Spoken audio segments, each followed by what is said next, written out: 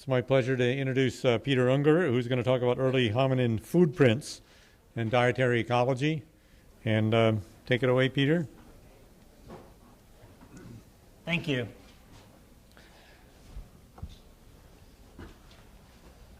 I'd like to continue the theme, discussing early hominin diets. Clearly, if we're here to talk about the role of climate change in human evolution, we'd be hard-pressed to do it without talking about diet, because diet is, in fact, the most direct connection we have between an organism and its environment. So environmental change, presumably, will have diet change. Okay. So in this presentation, I would like to, for those of you who may be less familiar with this, do a quick review of dietary adaptations and traditional views of change through hominin lineages over time. Then talk a little bit about how some living primates make use of their craniodental anatomy to earn a living, and continue the plea begun by Michael and echoed by Matt that we need to look at ecology and take an ecological approach to understanding the interactions between hominins and their environments. And as we've already learned, these relationships are often very complex.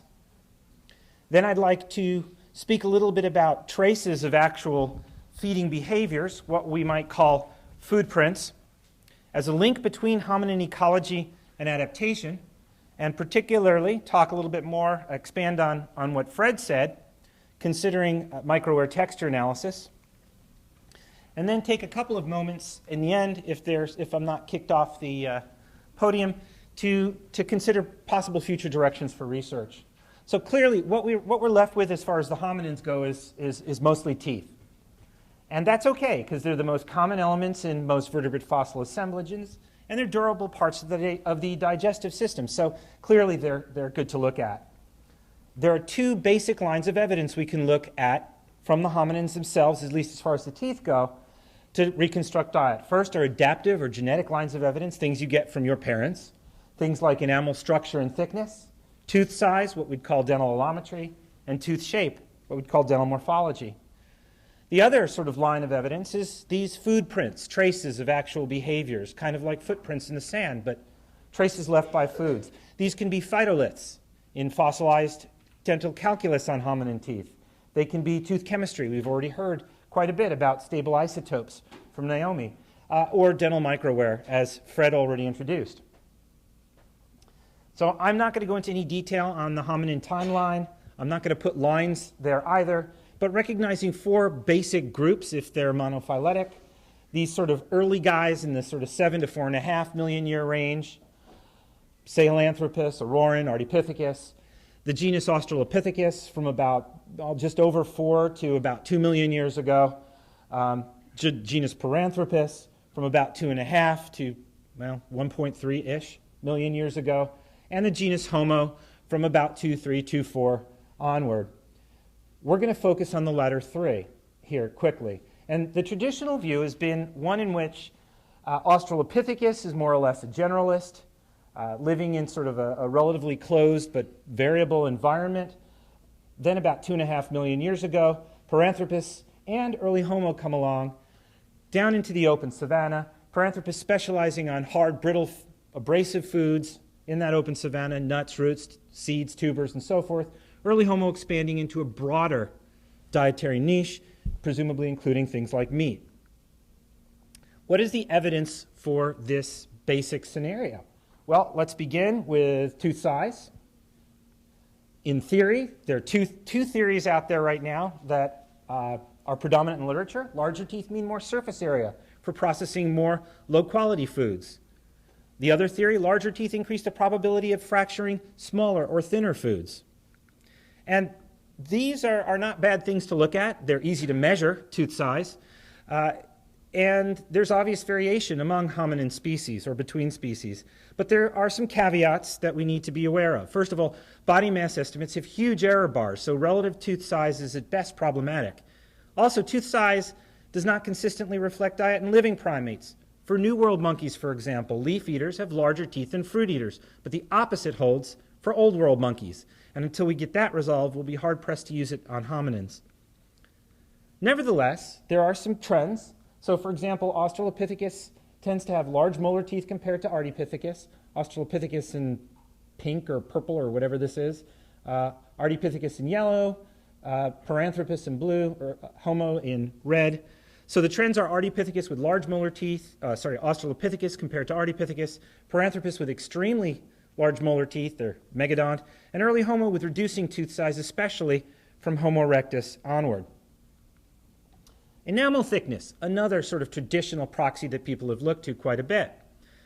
In theory, thick enamel evolved for savanna or terrestrial living, either to prolong life in an abrasive environment or to strengthen a tooth against breakage given the consumption of hard, brittle foods. Advantages? Well, again, obvious variation between hominin species, but again, there are some caveats.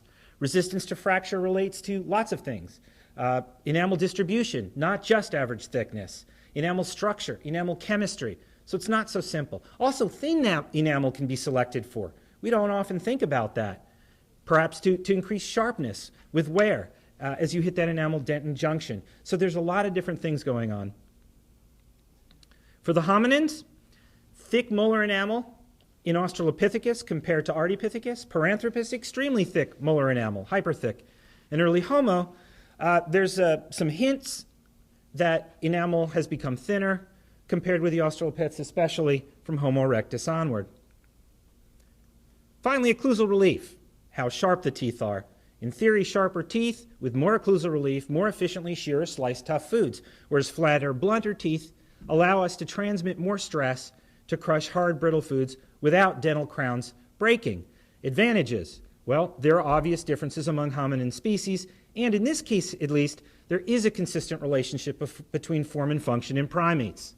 Tough leaf eaters have long shearing crests, while hard object feeders have flatter molars. And mixed feeders or soft fruit eaters are in between the two. Again, there are caveats. In this case, the caveat holds for all of the genetic lines of evidence. This measures potential for fracturing foods rather than actual behaviors, as Fred already mentioned, and functional adaptive morphology reflects selection in ancestors. Doesn't tell you what these individuals were eating. Australopithecus, low occlusal relief, blunter cheek teeth in chimpanzees. Paranthropus, extremely flat molars, even less relief than Australopithecus. Early Homo, somewhat more occlusal relief. So that's what we have. When we summarize these lines of evidence, Australopithecus had large, flat molars with thickened dental enamel. The traditional reconstruction had at least some hard, brittle, and perhaps abrasive foods. Paranthropus, very large, flat molars with hyperthick enamel, diet dominated by hard, brittle, and perhaps abrasive foods. And early Homo, smaller molars with more relief and thinner enamel. Perhaps more tough foods, but certainly less emphasis on hard, brittle ones. Tools and cut mark bones suggest a broader diet, including some meat. So that's sort of where we are. So in this traditional view, we see this trend through time, in principle, from one hominin to the next for harder and or more abrasive diets as we go from something like Ardipithecus to Australopithecus anamensis, Afarensis, Africanus, Robustus, and Boisei. But at about 2.5, there's a fork in the road, and the other fork heads up to early Homo with a broader diet, in principle including more meat. Now, here's my plea for an ecological approach. I think that we can benefit from an understanding of how teeth relate to diet and availability in living primates, and it can help us understand these relationships between morphology, adaptation, and behavior a bit better. I think the default model should probably be Bob Sussman's species-specific dietary adaptations model. He wrote that each primate species is relatively fixed in certain features of its dietary preferences. Although plant or animal species eaten may differ at different localities, the types of items eaten and the degree of diversity of the diet remain quite constant. These dietary patterns are ultimately dependent upon the morphological and physiological adaptations of the species. This makes sense. Basically, the idea is if an animal has certain morphology, it's going to, wherever it is, find the kinds of foods that it's adapted to eat, and that's what it'll eat. And Sussman found this whether looking at ringtail lemurs, howling monkeys, or vervet monkeys. So basically, what this argument is that there is no environmental information, at least for these types of species, in the teeth as far as the adaptation go. But the reality of it is things are more complicated than that. To take one example from my own dissertation research decades and decades ago, something I never actually published, I sometimes think about Catambe. Catambe is in Sumatra, and there's 7 primate species that are sympatric. I studied 4 of them for just over a year. And macaques, langurs, gibbons, and orangs are all sympatric. They all live together, and they all eat the same food most of the time. For example, Netum latifolium fruits. These are sort of tennis ball-sized fruits, and what's interesting about them is they become extremely hard as they ripen. All the primates eat them when they're unripe, but orangutans can continue to eat these fruits for weeks after macaques, langurs, and gibbons are forced to abandon them. And we see them trying to eat them, and they just drop them when they get too hard.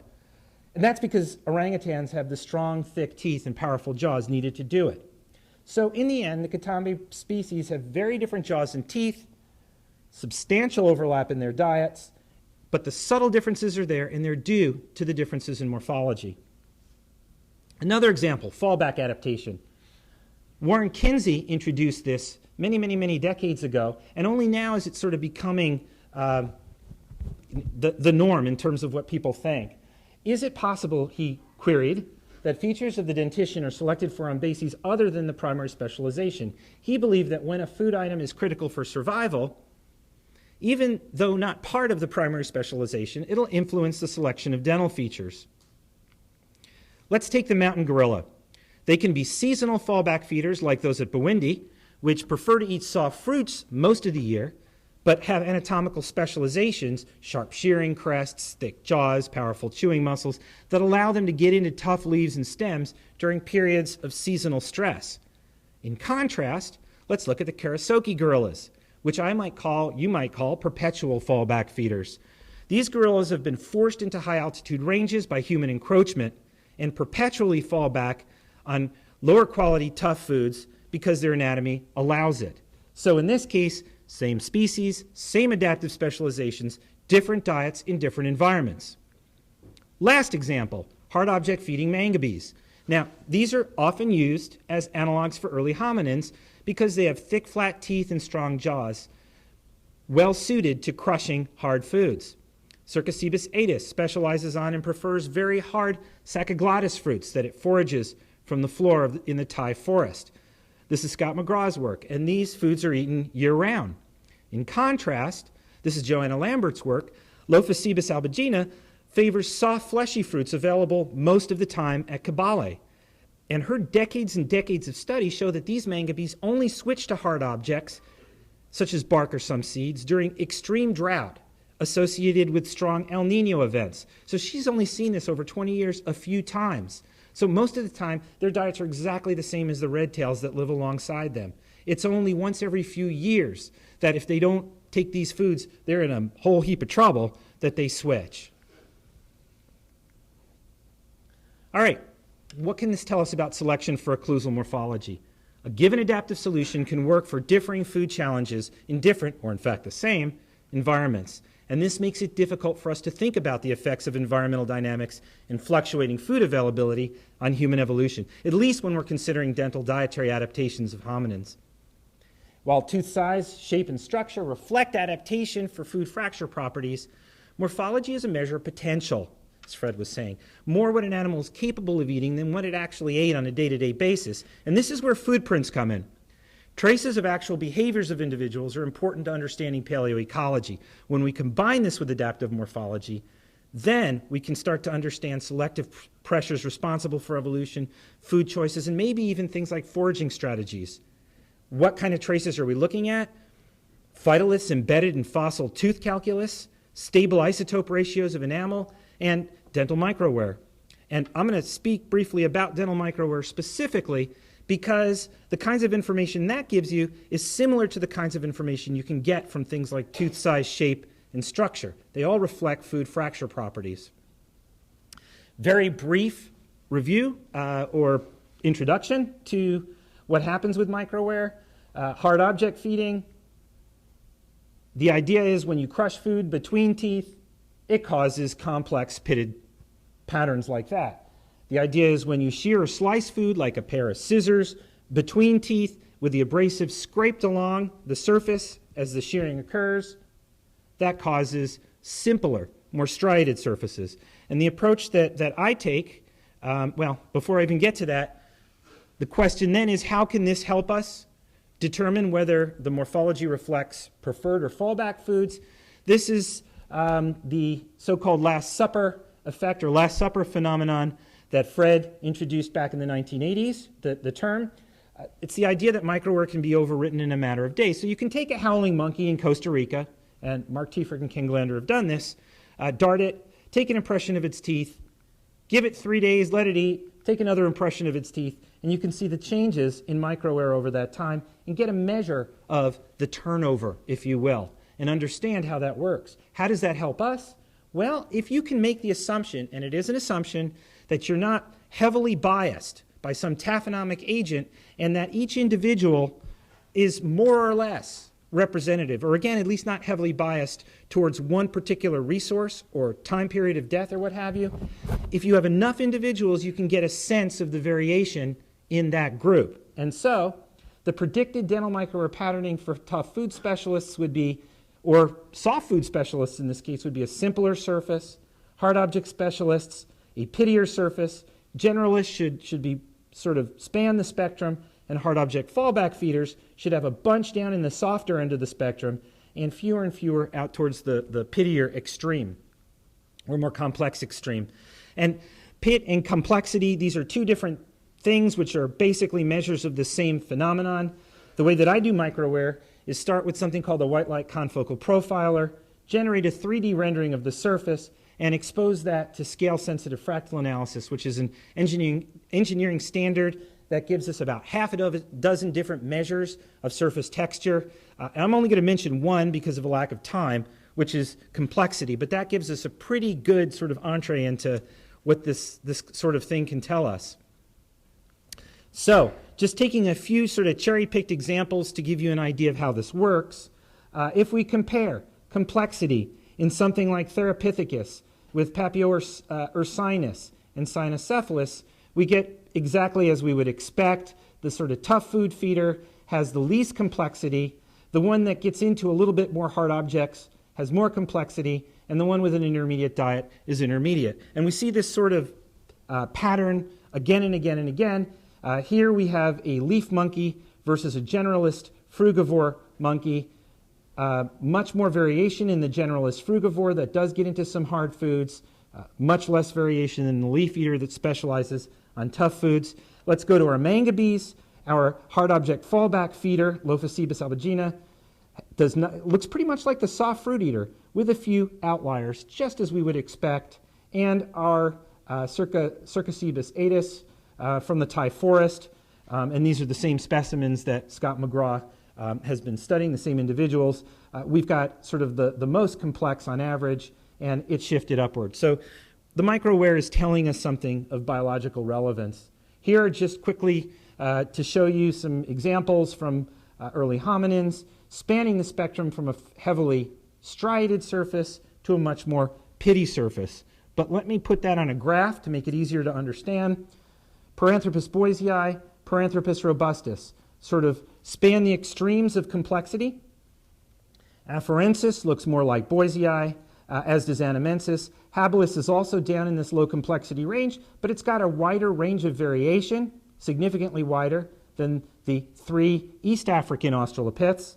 Africanus comes out a little bit higher and has a reasonable range of variation. And then I threw in Neanderthals because we had the data from Serene El-Zattari's dissertation, and then Homo erectus next to it with a great range of variation in complexity values. Paranthropus robustus, however, is way out of range of the others with a broad span of complexity values and a much higher average complexity. All right, so what does microwear texture analysis suggest?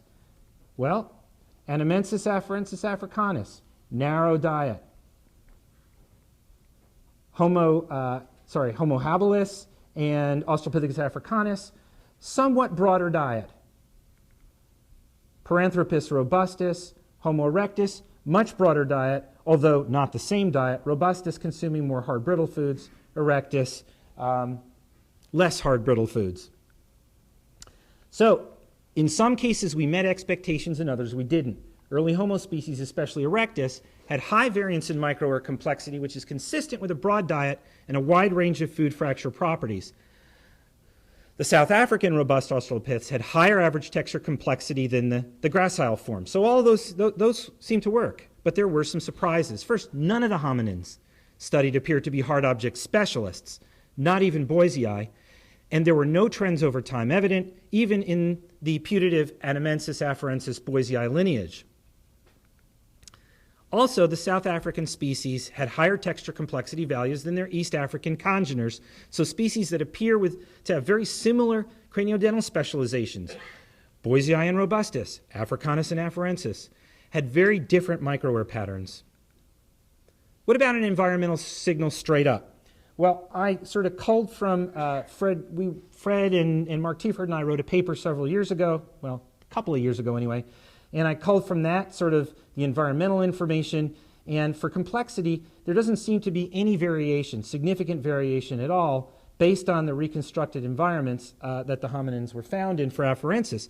But you know what? When you look at Serino Zatari's data, there's a very clear signal in Neanderthals for open versus mixed versus more wooded settings. So in some cases, there appears to be a connection. In others, there doesn't. Can paleo-diet reconstructions help us tie hominin evolution to environmental change? This is going to be a challenge given scale problems, microhabitat and temporal resolutions, a limited hominin fossil record. But there are a couple directions we can look at for future research. First, work is progressing to better understand how micro-air forms by looking at living animals with known diets, by looking at their diets, by seeing exactly how they cause micro-air, by looking at the chemical, physical, mechanical properties of the foods and so forth. Also, we can look at micro-air of other taxa, just for fun. Here's complexity for bovids in white, obligate grazer, variable grazer, frugivore browser, generalist, browse graze, intermediate. This is a former graduate student of mine, Jessica Scott's dissertation data. Beautiful, beautiful trend.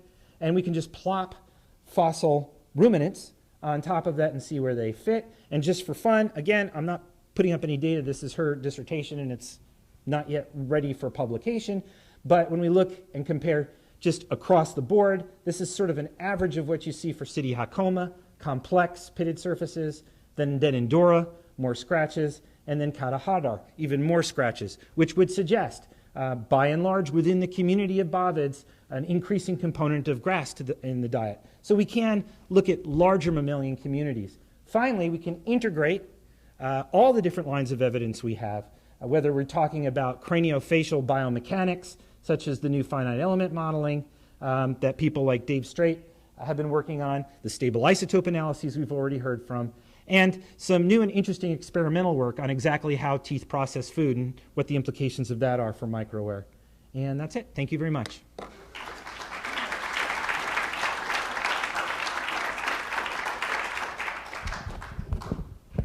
time for one or two questions?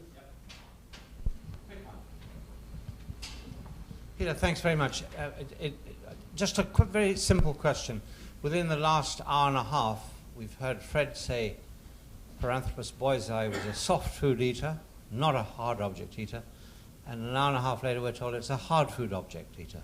Boisei? No. Boisei is a soft. Yes, he's right. Fred's right. Okay, it's Robustus that has the hard object. Because you did have it for boisei as well. Oh, did I? Yeah. Well, that was a mistake. Okay. So that was one thing. Secondly, I'm sort of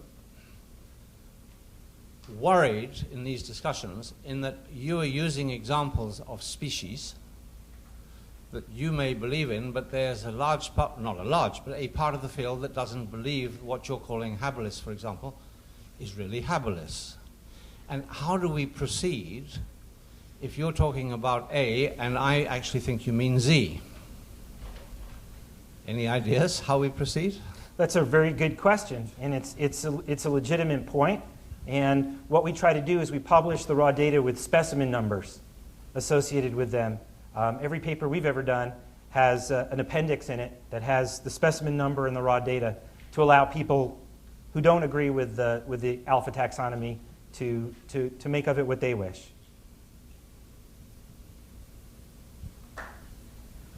One more question, and then we'll move on, if there is one.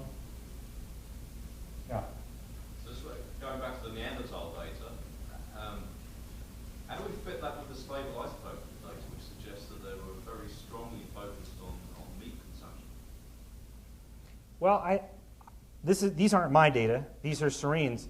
But I can tell you that, remember, when we're talking about microwear, we're talking about food fracture properties. We're not talking about meat. We're not talking about plants. So we need to sort of bear that in mind and take all the different lines of evidence together. I don't know if that answers your question. Can I just comment on that for 1 second? No. At the paleoanthropology meetings yesterday and the day before, there was discussion of several cases of Neanderthals eating much more than meat based on study of calculus and other sources. So we can't say that Neanderthals were just meat eaters. And presumably different ones in different settings at different times were eating different things. And that's what Serene found. Absolutely. Lars Verdelin will be coming all the way from Sweden, not quite as far as Mikkel, but almost. He's speaking on human, carnivore, and community regulation. And take it away, Lars. Thank you. Now, as they say, for something completely different. But it will address, to some extent, I guess, Peter's plea for some more ecology. And also Matt's talk about biotic interactions, because, see if we can get, there we go. So this is, I guess, the main question that we've been discussing at this workshop, symposium, get-together, whatever it is. I don't really have very much to say about this. But I'd like to turn this on its head instead and talk about the exact opposite. What influence did early Homo have on environmental change? And we all know that we're great at messing with the environment today. But when did we start doing that? And I would argue that we really started doing that pretty early. So community regulation. There are two ways of, essentially, of community regulation. One is bottom-up regulation, and that's what we've been talking about here.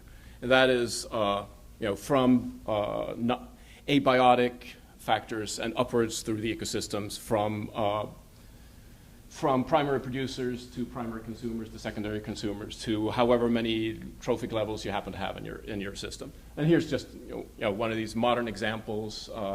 We had another one up earlier. This happens to be picas and changes in pica home ranges with different climatic warming scenarios. So picas clearly will be influenced by bottom-up regulation through climatic change. But there's also top-down regulation, and Matt actually mentioned this obliquely in his talk about impalas. And that is that carnivores at the top of the food chain have a massive impact. The presence or absence of carnivores has a massive impact on the trophic levels beneath them. And when carnivores are culled, removed, whatever, that can cause what people now call a trophic cascade and have massive effects on the ecosystem, on the whole ecosystem. And here are a couple of examples. This one, I think, is, if I remember correctly, is from Belize. To the left, you have the ecosystem without felids, large felids, and here you have the ecosystem with large felids. And here's Yellowstone, without wolves, with wolves. So this is pretty much exactly the same thing that Matt talked about, with or without impalas. You have a huge difference. So this is something, since I work on carnivores, this is something that interests me. And in previous talks on carnivores of Africa, I've talked about taxonomic turnover patterns. And just to refresh the memory of those who have not heard this, some of you have, this is the pattern of taxonomic of originations and extinctions in carnivores over the past 4 or so million years. There are a couple of peaks here and here in originations, and in terms of extinctions, they really start to hit their stride somewhere around 2 million years ago. Over here is the time of maximum carnivore richness, and over here we have the time of increasing hominin dominance. And there's kind of a prima facie evidence that the hominin dominance coincides with taxonomic, with a loss of species richness in carnivores. But of course, that's not really enough. That could be for any number of reasons. So in this, I want to look more at other types of patterns, ecological patterns, structure of the carnivore guild rather than just species counting. The data we have we're now talking about Eastern Africa, Kenya, Tanzania, Ethiopia, all the sites that basically that I've worked on. There are a total of 78 species of carnivores. They're slowly increasing, but right now there's 78. 29 of those species are larger than 21.5 kilograms, and 49 are smaller. 29.5 kilograms is an important cutoff point. That's the point where carnivores go from, the smaller carnivores eat prey that are much smaller than themselves, such as rodents and other small mammals. Whereas above 21.5 kilograms, carnivores will eat prey that are as large or larger than themselves. It's a physiological threshold. There are eight families represented in the fossil record of Eastern Africa over the last 3.5 million years, one of which is extinct, bears. They were present 3 million years ago, gone now. The others are still there, but in different numbers. We're going to be looking at 5 different time slices, 500,000 year time slices, the first 4 from 3.5 to 1.5 million years, and then the recent. The good fossil record kind of peters out after 1.5 million, so there's not enough material there to really say anything. And they're from these 3 countries where the fossil record is pretty damn good. To do this, we looked at a number of characters of the dental apparatus. As some speaker pointed out, this is the interface between the animals and the environment. These are both quantitative and qualitative characters. They describe functional attributes, and they're these sorts of things: the shape of the canine, premolar shape, length of the carnassial blade, etc. We've published these several times, so this reference is fairly readily available. And they have been recoded as categorical data for analysis.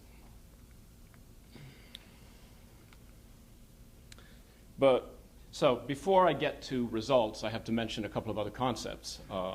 These are functional richness and functional evenness. These are terms that tend to be more and more used by ecologists and conservation biologists in discussing structure of ecosystems. Functional richness is defined as the amount of niche space filled by species in the community. Now, of course, you can measure that in any number of ways. What I have done is to use these 16 variables, do a correspondence factor analysis, and get a morphospace out of that, and calculate the amount of knit space as the area of the convex hull enclosing all species in the space of the first 2 axes. I will show the morphospace shortly. Functional evenness is the evenness of abundance distribution in filled niche space. Now, of course, abundance and carnivores and the fossil record are 3 terms that don't go really well together. So we have to substitute species distribution in morphospace rather than abundance distribution. With the abundance distribution, it just means that it's weighted by the relative abundance of the species, and we can't do that. So the weight is 1 for each species here. It can be calculated in several ways. The variance of all pairwise Euclidean distances in correspondence analysis space, nearest neighbor analysis, or Ripley's K. The last 2 are point pattern analysis methods, often used in GIS applications. I'm only going to show you Ripley's K in diagrams. The others, The others more or less show the same sort of thing.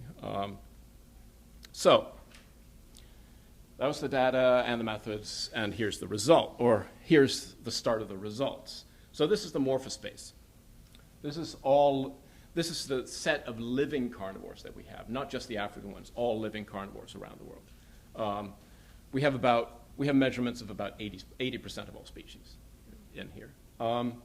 There are two axes. The first axis is a hypercarnivore to hypocarnivore axis.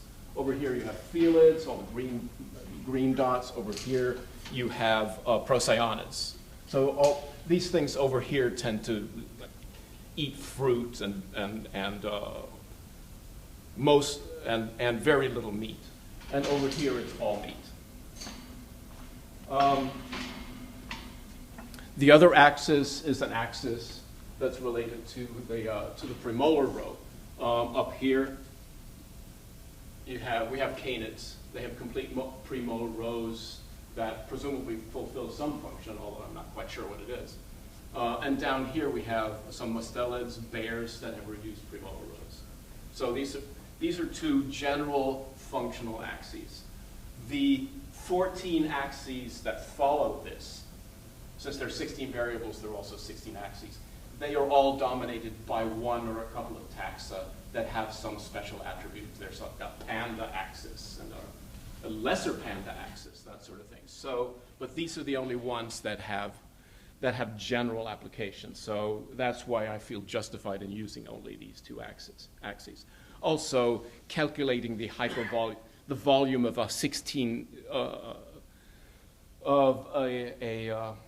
16-dimensional hypervolume is really, well, I can't say the word, I'd be swearing. It's horrible. Let's just put it that way.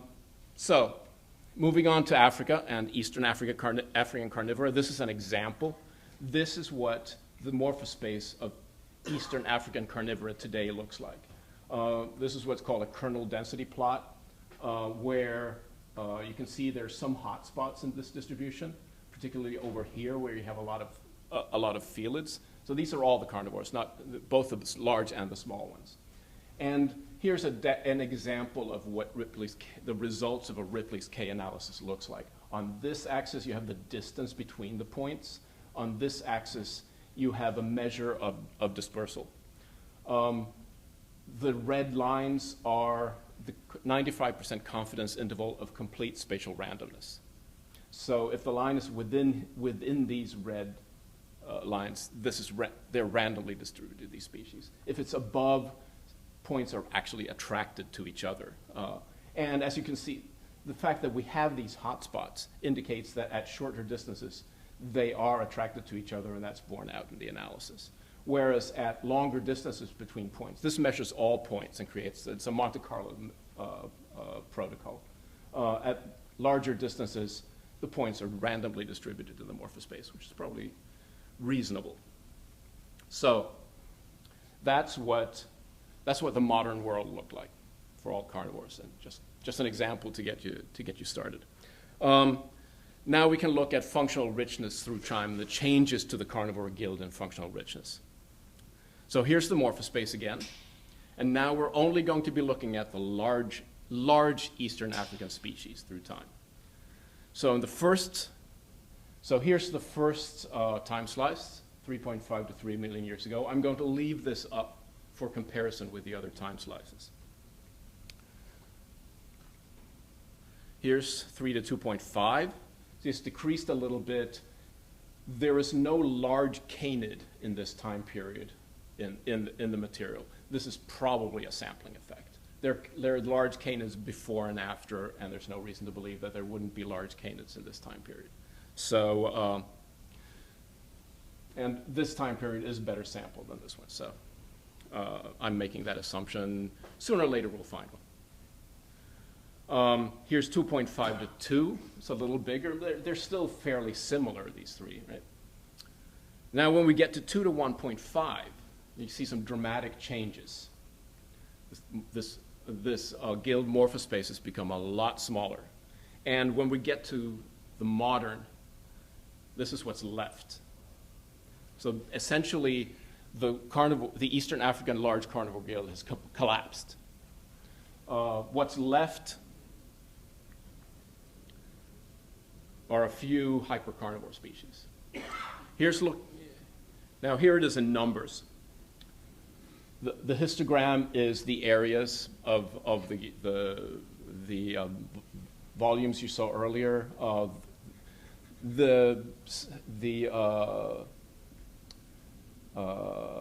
These are just random numbers, basically generated by the program. It's, the numbers don't mean anything. It's the relationship between these things. And the line is taxonomic diversity, so the number of species. And you can see that we start out with a large morphospace. It goes down, and then at 2 it goes down to half. And in fact, this little bit here has actually been, I've actually had to artificially make it larger so that you can actually see it. Otherwise, it would be invisible. You can see that although there is a relationship between the number of species and functional richness, they are decoupled because here you have the same functional richness in 2 time periods that have wildly different functional richnesses. Now, these are the small carnivores. You would expect if these patterns are due to the vagaries of sampling and taphonomy and all these things, we'd be worse off here. But in fact, we're doing better with the small carnivores. We have a pull of the recent effect that you would expect for small carnivores, but not too bad. But they are totally different. So there's not a common cause behind those two things. In fact, they're the factors driving these are completely different. Now, functional evenness, this is kind of more complicated to get at, but if you look at, here's the analysis of all the time slices, and you can see that there is a set, at basically all point distances and in all time slices, these are attracted to each other. There is a little trap here, though, and that is that the scale of this last one is much smaller than the scale of any of the others. So this is only barely above the line here, indicating that there's something different going on in the recent. Of course, this becomes, the statistics here are a bit dodgy because we have an N of 6. So although it's not as bad as you might think, it's bad enough. But the indications from all the methods are that the modern, in terms of functional evenness, the modern fauna is at least unique, if not completely different from anything that went before it. Here are the small species. Here's the extant that we saw before, more or less. I mean, this is, the extant we saw before was the small species plus 6 large ones. So you would expect this to look just like all the extants. In all the other time slices, this looks completely different from the large species. Again, there's a lot of randomness here. So, conclusions I draw from this are that the Eastern African larger carnivore guild suffers a massive loss of functional richness starting around or just before 2 million years ago. I've done some sort of preliminary analyses suggesting that this is, in fact, this crash starts happening just before 2 million, rather than just after. If it's anything, it's I'm putting it at kind of 2.1, and if it's anything, it's a little older than that rather than younger. Just to give some sort of idea of where we stand. So currently, the guild of larger carnivores is depauperate in both taxonomic and functional richness, and unique in functional evenness, which suggests a functional imbalance in the entire system. Now, these changes bear no resemblance to differences between extant guilds related to climate and habitat. I've done all the analyses of the modern carnivores, and differences between different climate, temperature, precipitation, and environmental habitat regimes bear no resemblance to the differences between different time slices here. And the smaller carnivore guild shows no changes that bear any resemblance to the large carnivores. So there's something special going on with the large carnivores. Now, looking at hominins, I feel so brave talking about hominins here with all these people around. I just, of course, my animals eat your animals, so this is okay. At least before 2 million years. Yes, well, exactly. And then you get your revenge. Well, there was a good picture of the leopard and Africanus. That's robustus. Sorry, that's my image. Anyway, around 2 or just before 2 million years ago, hominins had become adept tool makers. We know that, and had evolved new dietary strategies. Not necessarily at the same time, but this had happened by this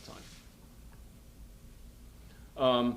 This broadened their realized niche, greatly enhanced their ability as niche constructors, and led to increased hominin-carnivore competition due to increased niche overlap. I'm not saying how much more niche overlap there was, just that there was more. Now, hominins were super competitors because of their ability to utilize fallback foods, which we just heard about, and those fallback foods that were not available to carnivores.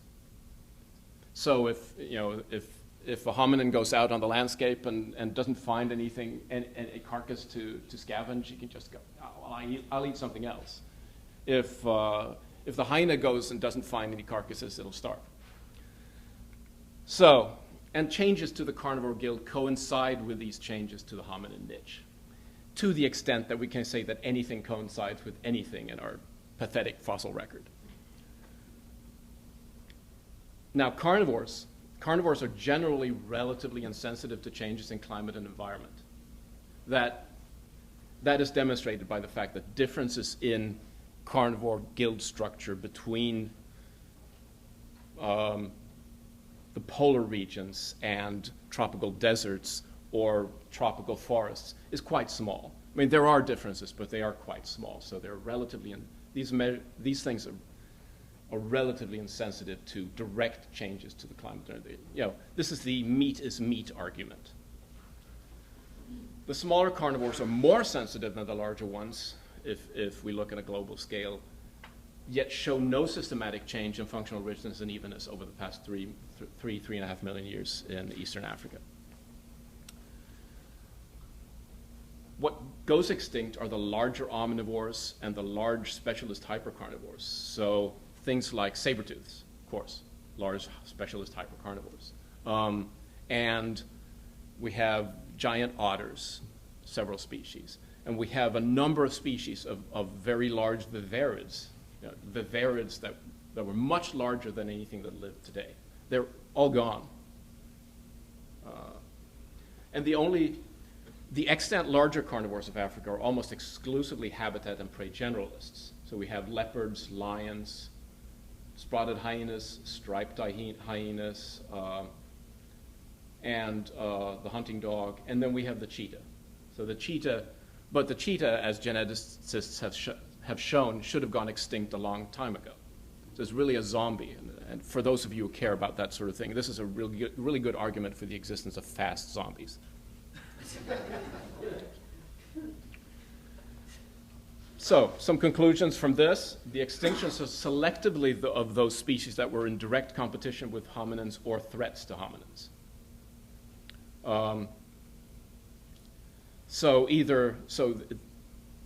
There were two types of interactions with, either interference competition or direct competition through interactions. Now, the survivals are those species that could adapt to the presence of hominins then and now, such as leopards, great example. So my conclusion is that there is some sort of causal link between functional changes to the large carnivore guild and increased competition with increasingly dominant hominins. Looking at other continents, is there anything that can back this sort of general conclusion up? Well, Ripple and Valkenburg recently suggested that late Pleistocene megafauna extinctions in North America may have been due to a trophic cascade triggered by the appearance of Homo sapiens in a situation where climate had already started deteriorating for these animals. And Homo sapiens came in and killed off outcompeted some carnivores, and that made the whole thing crash through a trophic cascade. Of course, Homo sapiens isn't exactly the same thing as Homo erectus in East Africa 2 million years ago, or whatever species it was.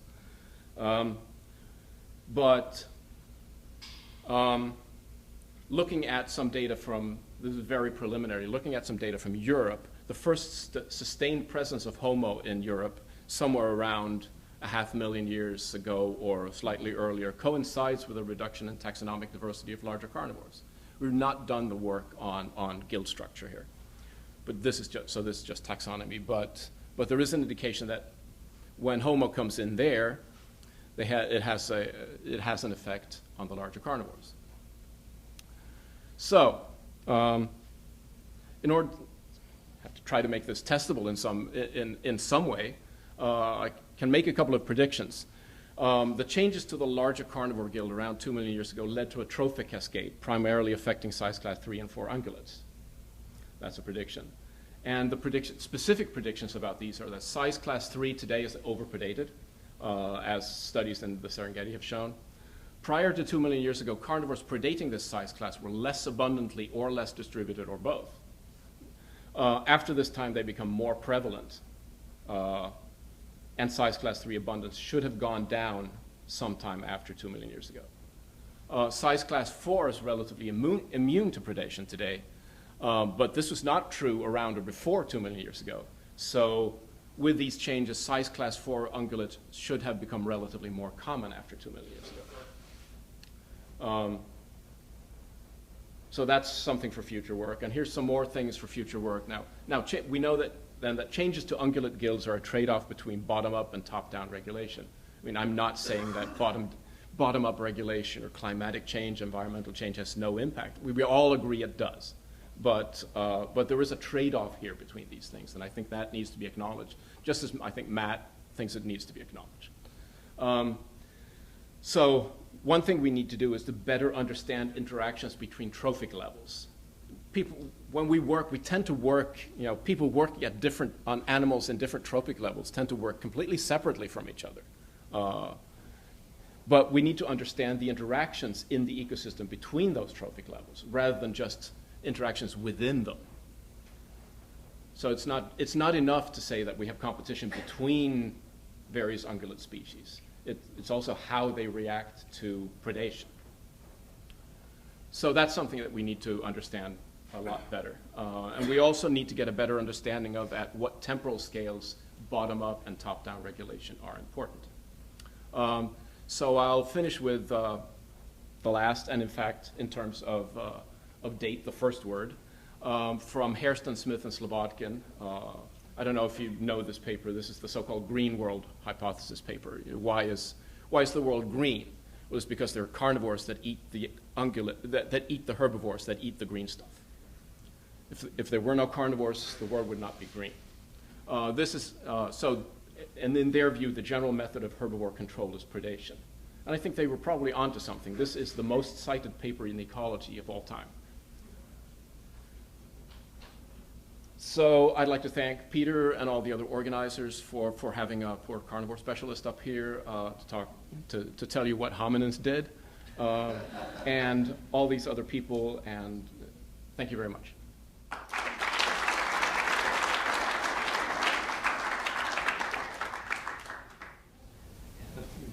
Some question or two? Peter? So, Lars, that was really an interesting collection of data. But my question is, if you were to play your space maps, your covariance maps, but in a spatial dimension rather than in a variance dimension, so that you can actually see what fossil collections are coming into play as a function of time, do you see? Because I gather you've got records coming from different locations, from Tanzania, Yeah. from Kenya, from Ethiopia. There will be some differences, clearly, but fortunately most, particularly the large carnivores, are fairly large ranges, so that there isn't, unlike most other groups, there isn't a huge difference in the large carnivore guild between, say, Hadar and the Turkana Basin. I guess the other question was, when you fall off a cliff, in terms of the diversity of the carnivores, do you also see that there's one particular collection from a particular region that's also falling off a cliff at that same time? Or is No. So it's really broadly distributed? Yeah, one question. And I could also add that, you know, we've been talking about taxonomic idiosyncrasies in here. All the identifications were by me or Margaret Lewis. So we did all of this just to have a common baseline of taxonomy for everything. So do you have a sense of the sort of density of hominins that would need to be to have the impact that you're suggesting? I mean, I don't really have a sense of it, but I suspect that it would be, the density would be lower than you think. We tend to think that it has to be a high density, but I don't think that's true. I think there could be relatively low densities. When most hunter-gatherer, contemporary ethnic historic hunter-gatherer populations, their densities are astonishingly low. So Yeah, but by then, of course, the carnivores were already gone. But no, I think that for the sorts of, particularly for the large specialist hypercarnivores like saber-tooth that went extinct, their population densities would also have been very low. So like most top predators, they would have been prone to extinction. And when you get a new competitive factor into the mix, that could be enough to set it off. I mean, it's really the same with North America. I mean, there's no reason to believe that the first Clovis or pre-Clovis people had particularly high population densities. But what little there was could have been enough to set something like this in motion. I mean, this is something obviously that has to be looked at and preferably modeled and you know, all sorts of things. But Okay, trying to keep on. There's just one quick comment. Yeah, Turberg and Estes wrote Yes. a book on trophic changes, trophic cascades, and there's one author in there that makes actually a claim that this is a more serious problem for general biodiversity than even climate change. Yeah, there was a similar argument made, and one of those the illustration I had up was from a paper by Estes et al. In Science last year. That made a similar argument that this is a really critical issue that we need to understand, not just climate change, but also how top-down regulation. Thanks very much for sticking around. And what I have to say actually follows quite interestingly from what Lars had to present. Peter deMenocal suggested that I, as the last talk, try to broaden out a little bit and talk about the broad-scale view of human evolution and try to make sense, perhaps, of our presence as part of the Earth's biota, but it takes up with some of the aspects of the growing footprint of human beings on the Earth and how that came to be, and looking at the roots of that. And I'll try to do this within a context of a slightly different perspective on Earth's climate, and particularly the climates of Africa, than have been presented so far today. And perhaps this will be a jumping-off point for further talks tomorrow. From such simple beginnings as we look at these nearly 2 million year old stone tools from East Africa, humans have come to be an astonishing modifier of Earth's environments. And I've wondered for a long time, as I think many people have, as to how our understanding of human evolution helps us make sense of this transition, the transition from these to this, and to the variety of images that you'll see here, where human beings seem to be bent upon modifying the natural world in a variety of ways, and our traditional concepts of man versus nature, or cultural and natural, as being two separate ways of looking at our understanding of environmental interactions and of the world itself, appear to make us stand in opposition to nature, a modifier of it, essentially an adversarial standpoint. And I've long wondered how that can be as a paleoanthropologist, given that our entire enterprise is trying to understand how humans have emerged as part of the natural world. How could we have become such modifiers of nature and, in a sense, in some ways of portraying ourselves adversarial to it? When I've looked at some of the traditional concepts of human evolution, and what in a study of many, many publications, mainly published in the 20th century, about where some of the things that I learned about human evolution come from. If you look at publications spanning from the 1920s through the late 1970s, really up to the mid-1980s, this is the sort of view that you see. And it's what I call an intrinsic account of human evolution, which begins through bipedality, ground living, which through tools and expanded diet, that you have essentially one adaptation arising in relationship to ones before it. Okay, and that there are a variety of feedback sorts of things in here, and that the whole package of human beings emerge in relationship to other adaptations. I think that may be partly an answer to Naomi's question about, well, if it's not climate, what else could it be? Well, for much of the 20th century, this was the standpoint that was put forth. And you saw very, very little in the way of anything about climate in there except to put human beings somehow into a savanna setting. I agree with Matt that Raymond Dart said that there was an important environmental transition here, but the environmental transition, if you read carefully Dart's stuff, is get them out onto the veldt or the savanna or the grassland, whatever you want to call it, and you have some initial mover. In his case, at least in his later writings, it was tools, and everything else would be a cascade of humanness in relationship to these other adaptations. And so climate or environment itself was relatively untied to the emergence of these variety of things up through time.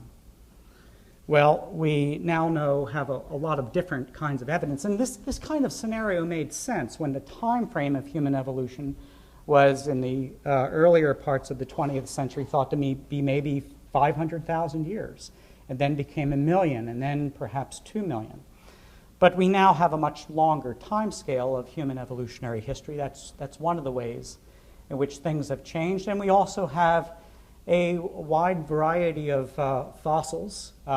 They don't just fit into a cigar box. It's a little bit better than that. We've estimated through various databases about 6,000 fossil individuals are now known from, if you take as the earliest, this mystery group down here between 6 and 5 million years ago. Actually to 4.5 million years ago.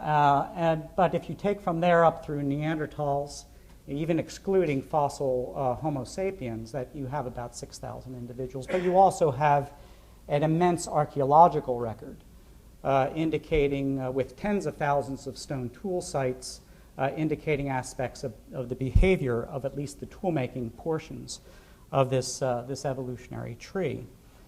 So there is this diversity, however you put names on it, and I haven't done here except to just put general sort of groupings that don't necessarily represent secure evolutionary relationships between one group and another, or even within the group.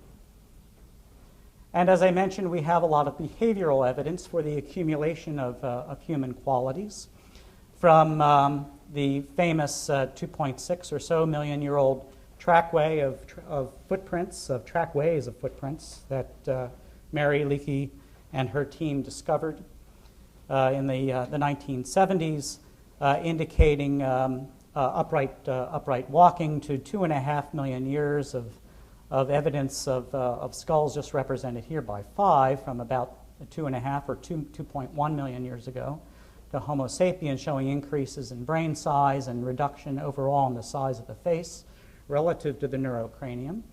2.5 million years or so of stone tool or technological changes with Oldowan choppers, the simplest kinds of implements, to hand axes that come in about 1.76 million years ago and last for a long time, and then the emergence of innovations, and I'll talk about that a little bit later, but and somewhat symbolized by things like sewing needles. These are the oldest sewing needles. They come from China, about 32,000 years old.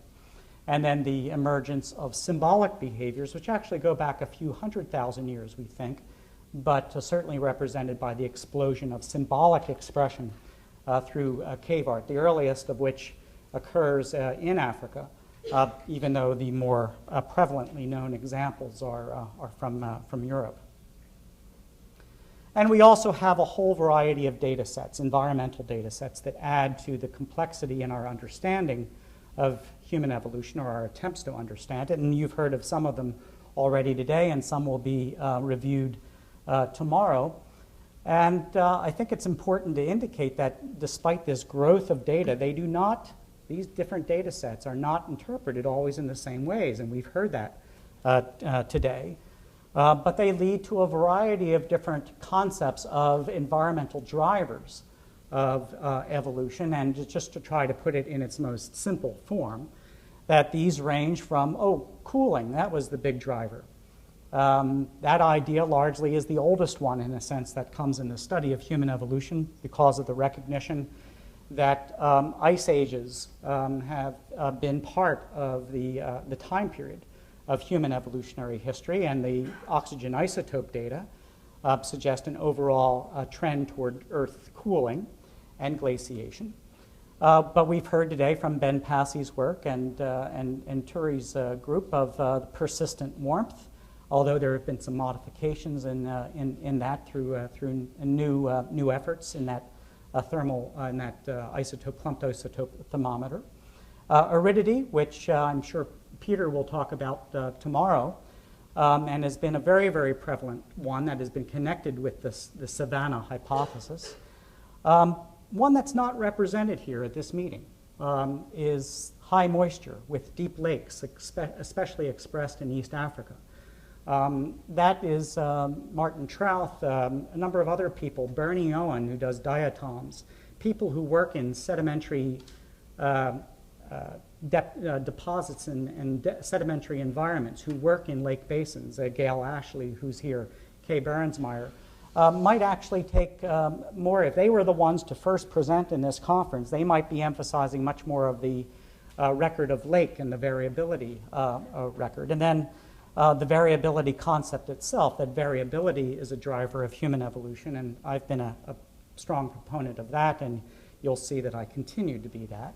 But I think it's a way in which it actually brings together, is a way of actually reconciling a variety of these data sets in ways that I think we need to consider, especially in an opportunity like as presented by this workshop. My own excursion into this began thanks to collaborations and permissions of the National Museums of Kenya, starting with Richard's permission to our team at the Smithsonian to work at the site of Olorgesailie Isle in the southern Kenya Rift Valley. And although I've worked at other sites in East Africa and now in China, this is the place that I keep coming back to with our team. And our work has largely pioneered ways of looking at landscapes and excavation of landscapes, where we identify narrow stratigraphic intervals that we can follow over many kilometers and dig the heck out of them to try to find out where hominins were and where they weren't, where other animals were dying, what the overall ecological setting of those landscapes were, and then see how those landscapes changed over time, which has led us to this basic question: how did early humans adjust to environmental change over the past 1.2 million years of time? That is the time frame that is represented at Olorgesailie Isle. It's the most precisely calibrated, dated site in, well, I would say in the world for the last 1.2 million years, containing evidence of hominins, largely through stone tools, but also of faunal transitions and volcanic eruptions and environmental dynamics. And indeed, there are a whole variety of fossil animals, stone tools, largely known from Alorgis Isle are the hand axes, about 700,000 years of hand axe manufacture at Alorgis Isle, but I'll also show you, give you a taste of what we've been finding over the last few years, which is an extraordinary record of the later transition out of the Acheulean into the Middle Stone Age, which is the technology associated with the origin of our species. And a lone, single, lonely fossil hominin, which we try to rectify whenever we get a chance, but so far just the one, dated at about 900,000 years ago. And each hillside, of course, at Alorgis Isle represents a slice of time, in this case about 10,000 years from the bottom to the top of this, with good tephra dates all through the many hillsides at Alorgis Isle. And as 1985, when I started walking up and down these hill slopes and thought that, well, I was quite enamored with the idea of the importance of the constant or continuous challenges of the savanna environment. And that's what I was going to be studying, was the adaptive history of humans in the last 1 million years in relationship to that, those continual challenges. But as I walked up and down these slopes, I kept seeing things change. And as we walked laterally across the entire basin, time periods of transition that were basin-wide and probably had an effect throughout the southern Kenya Rift Valley. And so, for example, these white sediments here are diatomites, indicating that back and forth between large lake and small lake. You then have, everywhere you go across the 300-kilometer, it's a relatively small place, but 300 square kilometer Alorgis Isle Basin, the lake is gone, and what you have is a soil at this undercut. You then have volcanic eruptions, which basically would have killed off the grass on those landscapes. The lake comes back with diatoms that indicate very, very deep lakes. But then you have this white line here, which is an evaporate deposit.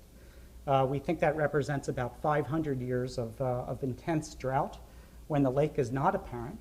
And then you have diatoms indicating, again, very, very widespread and deep lake, more volcanic eruptions, and so on. And if you take a look at this in small scale, at the many stratigraphic sections we have done in trenches, that you go back and forth here between dry grassland, wet grassland, volcanic ash, which represents a sort of a drying event, lake, drought, and deep lake, and you have this kind of back and forth quality. And I began, this convinced me when looking at this in the late 1980s to retool myself in the environmental sciences, and I have been a user of the environmental sciences ever since. And I think that this has been very important in changing my own personal understanding, and I think a number of paleoanthropologists' understanding of the environments, with a plural, of human evolution. So we have many hillsides throughout the Alorgis Isle Basin. Again, each represents a slice in time. This one from bottom to top, about 37,000 years. And we have about 300 geological trenches and sections that are been recorded, that we've recorded logged throughout the basin.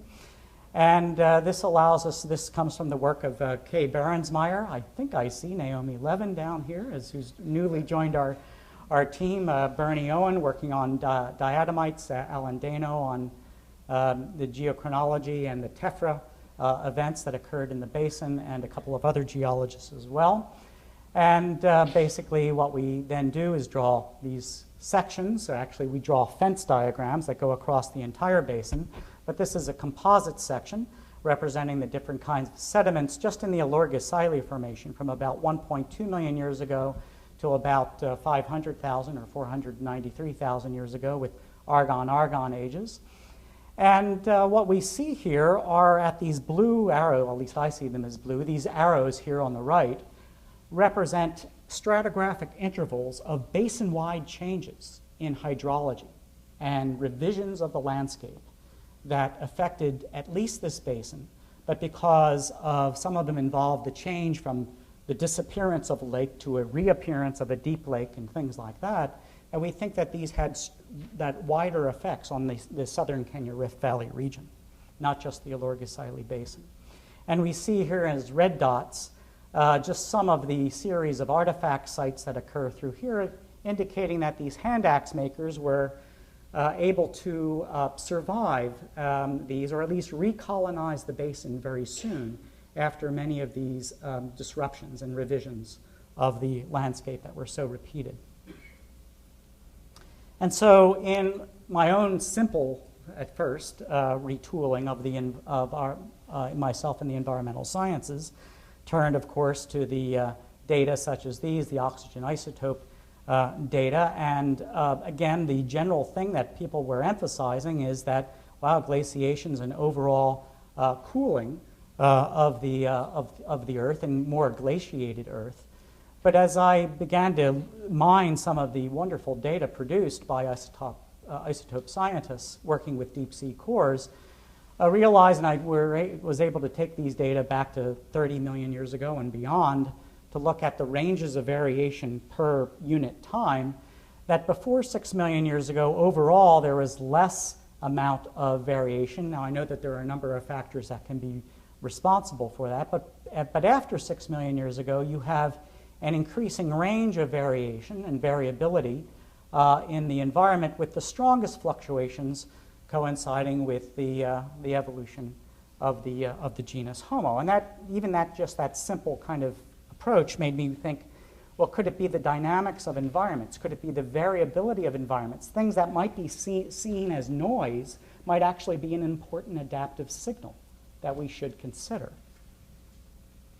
And so, in a way of illustrating this, if we have a sort of a general back and forth from past to present kind of an environmental curve with warm, let's say a fluctuation between warm, cold, and moist, dry, there are three fates of species. One is that a species might be able to track environments to a certain degree, but when it cannot follow habitat change, and that's what these thin lines are here, that, well, you don't get the best result, you become extinct.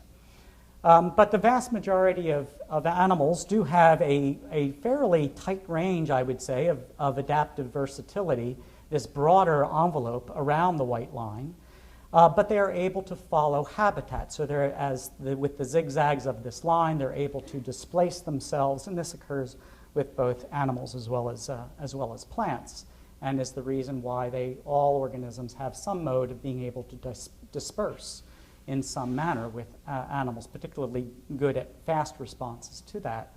But I also thought that there would be a third way of response to all of this, which involves, yes, and indeed, a way of tracking environments over time, but also could it be that this envelope of adaptive versatility, or this envelope of adaptability, as I would call it, might somehow expand? Is there a way of doing this, of evolving a wider range of plasticity, if you will, or adaptability?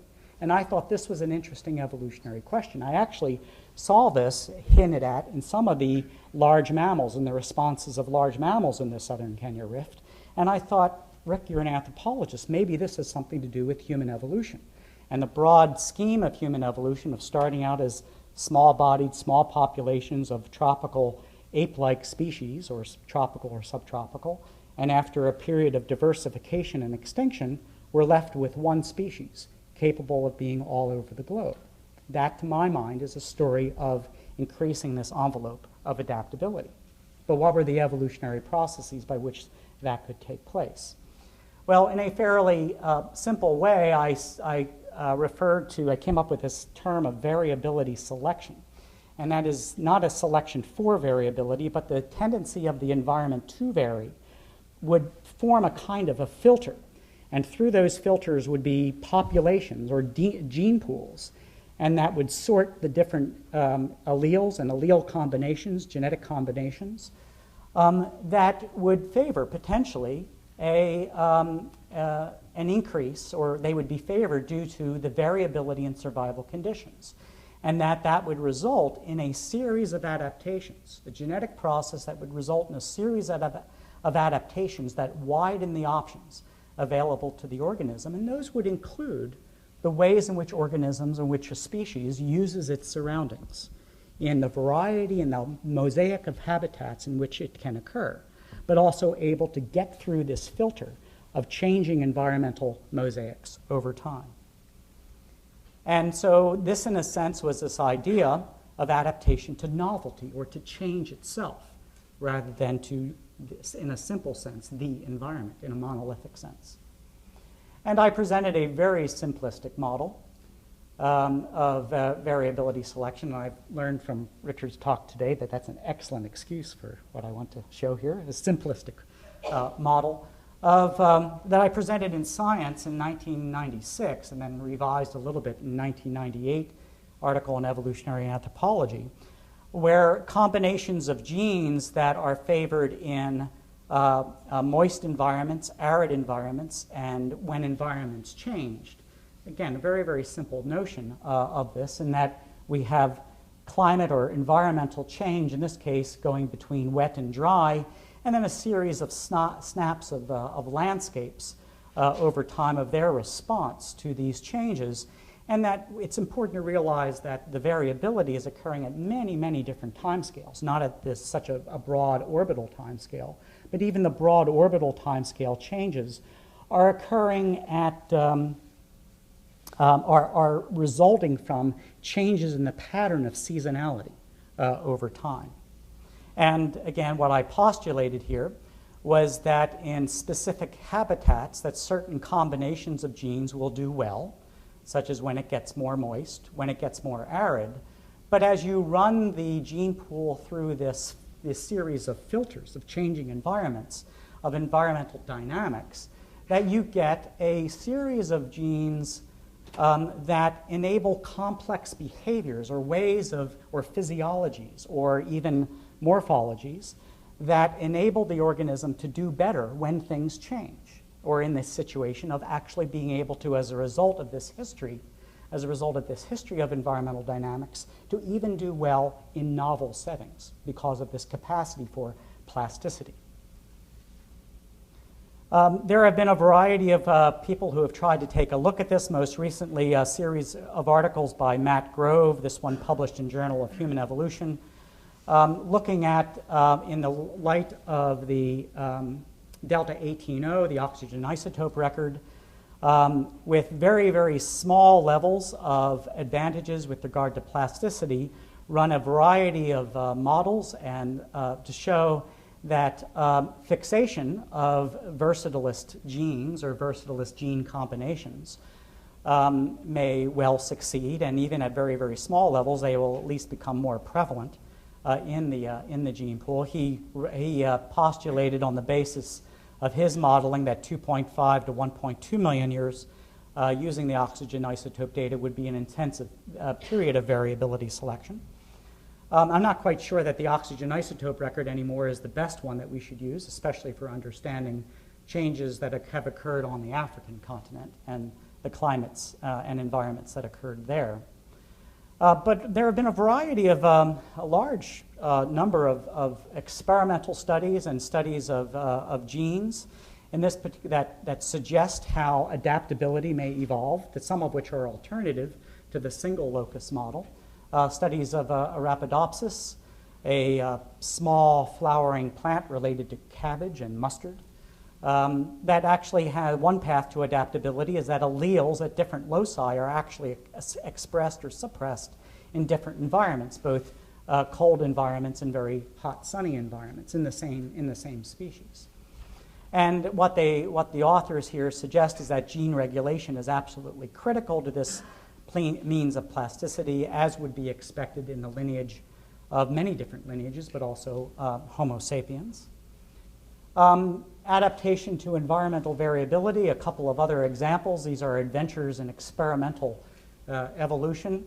One that I've been involved with in studies that started out at Rutgers University, but in C. elegans, the nematode worms were lab populations that encountered temperature extremes at irregular intervals over a period of 160 generations.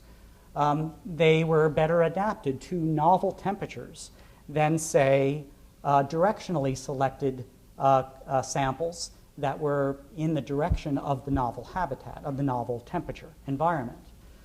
This has not yet been published. It's been presented so far at a physical anthropology annual meeting a few years ago, but I hope that this work will continue. And then in rotifers, water-living animals, when exposed to highly variable and novel environments, this was reported in a report in Science in November, when exposed to rotifers are generally asexual. They're asexual species, but when exposed to highly variable and novel environments in a laboratory setting, the rotifers developed sexual reproduction. A major thing went on in their reproductive physiology. And then later, after genetic adaptations had evolved in relationship to novel settings, the later populations abandoned sex. They went back to asexually reproducing. I just wondered what's that all about. But there are a number of different studies that are trying to look at the biological foundation of adaptability. And I think this remains one of the frontiers of evolutionary biology that, frankly, has applicability to our understanding of human evolutionary history as well, despite the difference between simple and highly complex organisms. This is something that Peter deMenocal turned me on to with regard to tropical African climate, and a framework that I think is a better way of understanding the environments of human evolution, again, in the environmental dynamics. And this is just simply the precessional index. You've seen this in a couple of other slides earlier today. The tropical African climate strongly influenced by the intersection of, if you will, 4 sine waves, precessional variation at 2 different cycles and modulated by eccentricity at 2 other cycles. And when you look at this interaction, it results in a predictable sequence of alternating high and low climate variability over time. And based on the eccentricity, that one could actually define specific boundaries between high and low variability periods. And Peter and I have been playing around with that and how to define those boundaries. The best empirical data that I think express this high and low climate variability picture, in addition to some of Peter's dust data, is the sapropel record. Due to Nile flooding, the eastern Mediterranean sapropels in particular, where you can see the dark bands and the white bands, with the dark bands indicating relatively wet periods, light bands drier periods. And these are occurring at a variety of different scales, including, again, thanks to Peter sending this to me from Dr. Hilgen, but the broad picture of the sapropel record indicating times of lighter bands and times of darker bands, but with variability interspersed in here. And the lighter bands and darker bands can be studied through spectral reflectance. And as you see here, just a general record of this. I don't think that this necessarily comes with any particular prediction as to how strong the aridity or how strong the precipitation was in any different stage, but I just plotted this out for one of the sapropel records from 3 million years ago to the present. And what I see here is that this high and low variability time frame, this alternating high and low variability works, and many of these do match up to the predicted precessional index. And so again, this led me to the idea, are we really talking about in African climate and the climate context of evolution, are we looking at the adaptation to the environment, or are we looking at adaptation to environmental dynamics? And in my view, perhaps in contrast to some of the things we've heard from particular indicator records discussed today, I would put a line through that, and that what's really at stake here are processes of evolution that enable those organisms to have some form of agility to deal with when things change. One of the, as I mentioned, one of the groups that's not represented here, the people who deal with lakes. There are a variety of them, but some of the more dramatic things that have been said in relationship to human evolution, the Martin Trout's group, and in my view, a fairly simplistic kind of argument, he has suggested that there were, at least in his 2005 and 2007 papers, long periods of deep lakes in East Africa, these long periods of wet phases, and these were the time periods of them. And I find it quite interesting that when you put Peter deMenocal's main pulses of aridity on them, shown in blue, that there's a pretty interesting degree of overlap there. And in ways of bringing this information together, is it one or is it the other? And I think that the variability concept actually allows us to integrate these kinds of data sets better than just strictly a it's all wet or it's all dry kind of a concept. Peter and I have also been in looking at these boundaries for the last 5 million years between high and low variability, that some of the high variability, predicted high variability intervals are extremely long in duration. And so for the past 5 million years, these are the 8 longest high variability periods predicted by that precessional index. And what I would do here, and this is more a speculative part of it, I just wanted to see, okay, name me a variety of events that occurred, of critical events in human evolution. And when you put those against there, many of these have occurred in predicted high variability intervals for the East African tropics and subtropics. Now, there would be arguments, surely, about some of these, like the genus Homo. This is consistent with René Bobet's and Meve Leakey's paper of looking at the main timeframes of error margins on the origin of the genus Homo. But others would say, no, the genus Homo, based on Australopithecus sediba, might have an origin closer to 2 million years. In any case, I do not intend this to mean that these high variability intervals caused these changes in human evolution.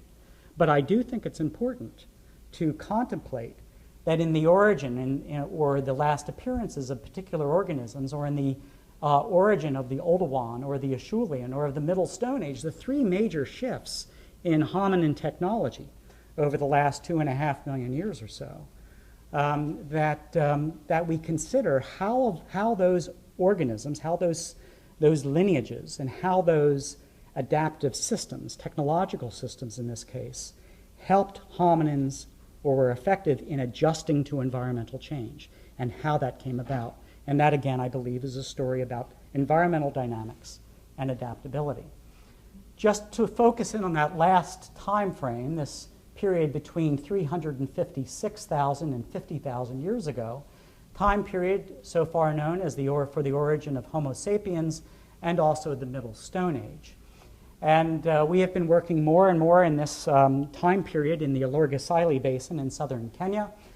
This is, I'm grateful to say, the laboratory that I get to visit every year for about 2 to 3 months. There's our tented camp on one of the cliffs, a site museum in the distance that if you happen to be in Nairobi, it's only an hour and, well, it's 2 hours away now given the traffic.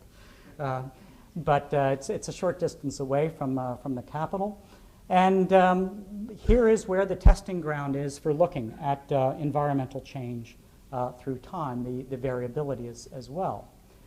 And there are 2 main groups of sediments in the Alorgesailie Basin, the Alorgesailie Formation that I showed you a composite section of earlier. This is largely lake to land kinds of transitions, but then the whole area was uplifted. And that began a period of carving out, repeated carving out of the basin and then filling up of the valleys of that basin. And this occurred so repeatedly that we're pretty sure that this was under climatic as opposed to tectonic control. And that would represent strong swings, we think, in climate. That still needs to be tested, and I'll show you in a moment how we hope to do that. But it's very interesting that what you have is a major turnover in hominin behavior between this 500,000 years ago and the 340,000 years ago record. And this is what you get. You get Acheulean hand axes from 1.2 to 0.5 million years ago, but they meet their demise in the southern Kenya Rift after 500,000 years ago. By 340 to 220,000 years ago, you begin to get Middle Stone Age, bits and pieces of the Middle Stone Age coming together. And that includes these scale bars here are both a centimeter. So it's a smaller, more diverse toolkit. The preparation of the core in order to, with one strike, knock off flakes of a predetermined size and shape, which takes, I think, a very important cognitive step in being able to do that. And those include, time after time, the occurrence of these somewhat pointed, very small, about no more than 2 centimeters across, flakes that come off with one strike of a prepared core. And these, we're pretty sure, are a series of points that represent the origin of things that fly through the air, of things that are hafted onto something else that can be projected through the air. A dart, some kind of a thrower of some sort. We don't necessarily think they're arrows. We don't know that or for certain, but represents a major innovation in technology. And we see this in site after site. And we also have these strange pigments, ochre and also manganese, red and black pigments that are concentrated solely at the archaeological sites of the Middle Stone Age. And coloring, for many archaeologists, represents the very roots of symbolic activity. That one of the first ways in which people began to be symbolic were to color things. You use coloring on something, some kind of pigment, in order to distinguish whether it's identity of a social group or some way of marking something that had some kind of symbolic significance. Well, one of the things that we want to do is to study this transition between the Acheulean and the Middle Stone Age, and between those two major environmental and hydrological regimes. And we're going to be doing this in September by getting about a 300-meter drill core from the southern part of the Olorgesailie Basin, where we think we can pick up a continuous record across that boundary, in which we're going to be able to look at temperature variability, humidity, and precipitation variability, and also ecological stressors of all sorts, including aridity, to see what were the environmental challenges that were involved in this transition of hominins that at least visited the southern Kenya Rift Valley. And so what's the significance of the Middle Stone Age? Well, it is the time of the things that become familiar to our own species, had its emergence. And this is a well-reproduced diagram. I animated it a little bit. But from 280,000 years ago to 20,000 years ago in Africa, from the work of Sally McBrearty and Alison Brooks, a synthesis of data which shows that so many of the behavioral innovations, from blades and points to shellfishing, treatment of the dead, mining, images, occurred during this Middle Stone Age time period. And essentially what these represent were smaller technologies, increasing pace of innovation in early hominins, wider social networks, including the exchange of rocks over long distances. And in our Olorgesailie excavations of the Middle Stone Age, large pieces of raw material jumping distance of about 100 to 150 kilometers, which is a very different way of using rock compared with the Acheulean hominins. More resource exchange and complex symbolic activity. And what's exciting to me is that in publications we will be preparing over the next year, that some of these, like points and blades, long distance exchange, we're going to be taking back to about 340,000 years ago. This represents an increasing ability to adjust to the world around us and also to alter the world around us.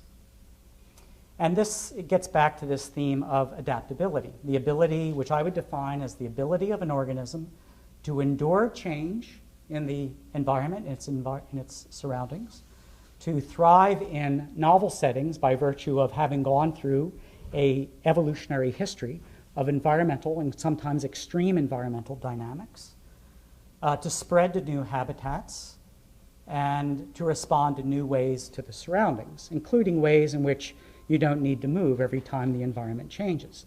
And of course, cultural buffering becomes one of the obvious ways in which human beings have developed to respond in novel ways to the surroundings, whether they're changing or not.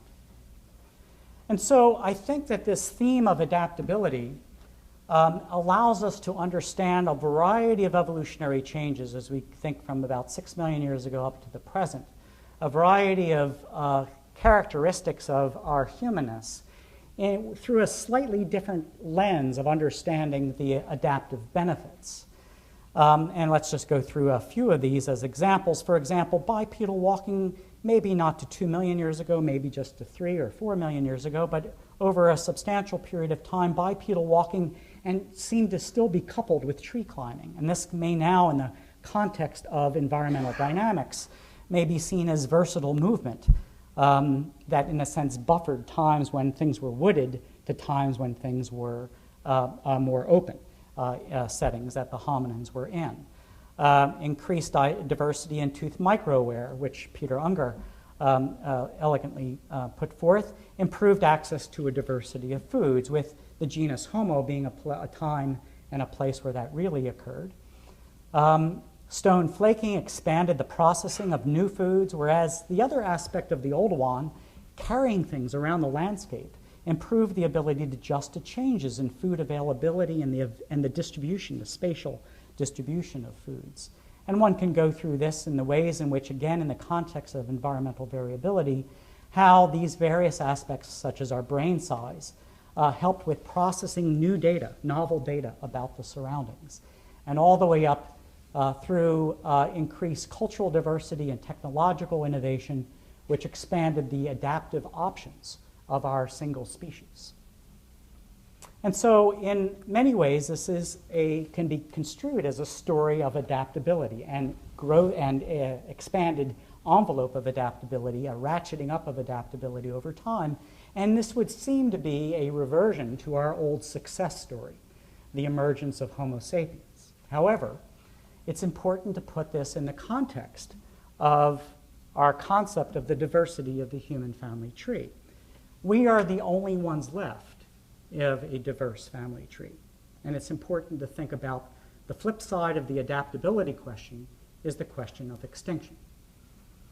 And one has these variety of names, examples that I could give. I'll just focus on a few of these. And actually, as we look at these forensic reconstructions that you can see in the Smithsonian's Hall of Human Origins that opened up a couple of years ago, to put a face on these particular fossil individuals on which they are based, one can see that, yes, for every organism on Earth, given this focus on environmental dynamics, there needs to be a certain agility of that organism in being able to respond to the variability. And the question is, what were the sources of agility, but what were also the encumbrances of each of these species? And so, for example, yes, Paranthropus boisei, I love the image of the bipedal Cuisinart. It could pretty much do anything, perhaps, with its teeth, almost everything. But even when it had to exert its force and chew soft berries, it had to mobilize that entire metabolic apparatus of this chewing machine.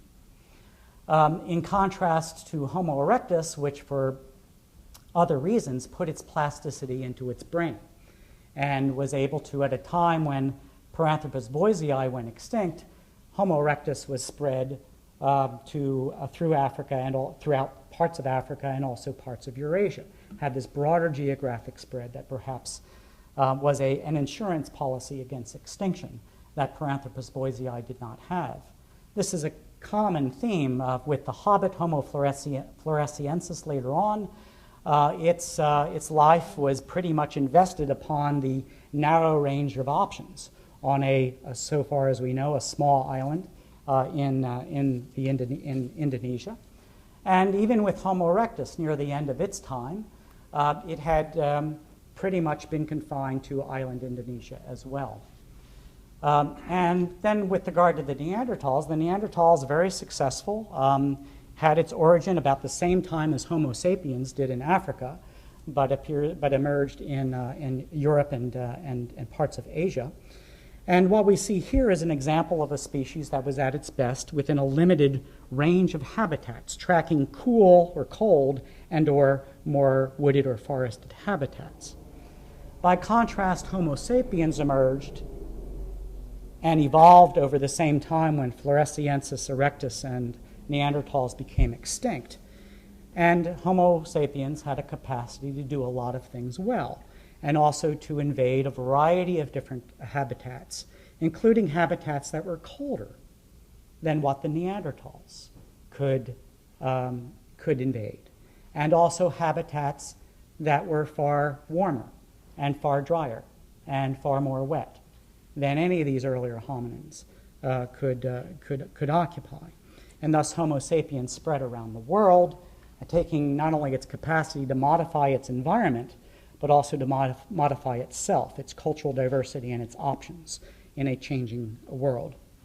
And so I think that we are coming to conclude here. We're coming to a better understanding of how our species has come to be an astonishing modifier of the planet. We place ourselves in challenging settings. We come from an evolutionary background of tremendous fluctuation in environments that tested the adaptations of earlier ancestors and cousins of our evolutionary tree. We place ourselves in these environments, and that call upon the ability of human beings to modify our surroundings, even in very simple ways, in order to survive. In this case, by building a relatively simple shelter, making clothing, building a hearth, having some form of light source. And we can trace this back in the human evolutionary record. Hundreds of thousands, these aspects of our adaptation and ability to modify the world hundreds of thousands of years ago into the past. Initially, small modifications of our surroundings proved advantageous at a local scale, and eventually involved the clearing of fields, planting of crops in order to try to gain some modicum of control, perhaps over the food supply. And the effects of this grew and grew. And as a species, we are now so successful in this regard that we humans have occupied or altered most of the viable land surface on the planet. According to some estimates that are almost a decade old, about 83% of the viable land surface on the planet have humans modified, wasted, somehow altered. And we inhabit out to the very edges of where we can live in both creative and very risky ways. And so we, in the ways we alter the atmosphere, the way in which we send up particulate matter into the air, perhaps almost in parallel to the ways in which Rift Valley natural eruptions have taken place over millions of years of time, testing the mettle of those ancestors. We alter, of course, the distribution of water, perhaps mimicking the effects of moisture and aridity that have occurred in our deep human past. There are estimates that about 6 times the amount of water is now in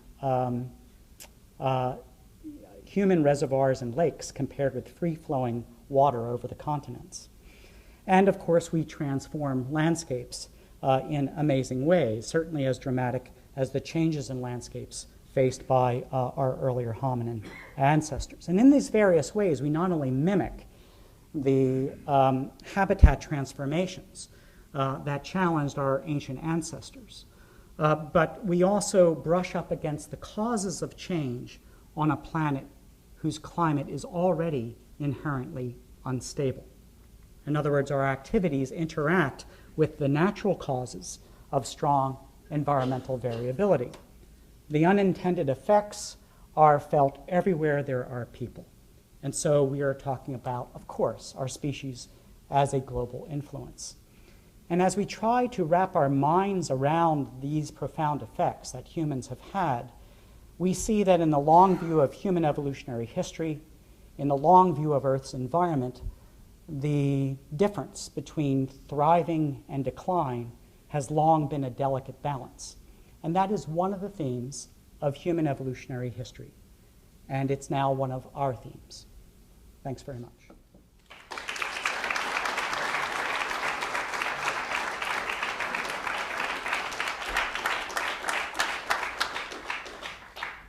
Okay, so we have time for questions. I will note that we have a nice cold bar waiting for us downstairs. We also have a shuttle bus to take people to the speakers' dinner at 6:30 that will pull up right outside here. But if there are any questions, we're welcome to bringing us to Rick for an excellent overview keynote. Yes. We live today in a world of lakes and reservoirs, as you say. But prior to the glacial periods, this planet didn't have very many lakes because rivers, all lakes would erode out their barriers. East Africa, with its rift system, gave a changing landscape in which lakes could be Yes. that weren't elsewhere. Right. And then your marvelous presentation of how these lakes have grown and disappeared and grown and disappeared meant that our ancestors could come together on shores and pool their genes and then be dispersed. And so your theme of this gene pool, I think, is just really a marvelous explainer of how our species, our ancestors, could adapt to variability rather than climate. It's the variability of climate.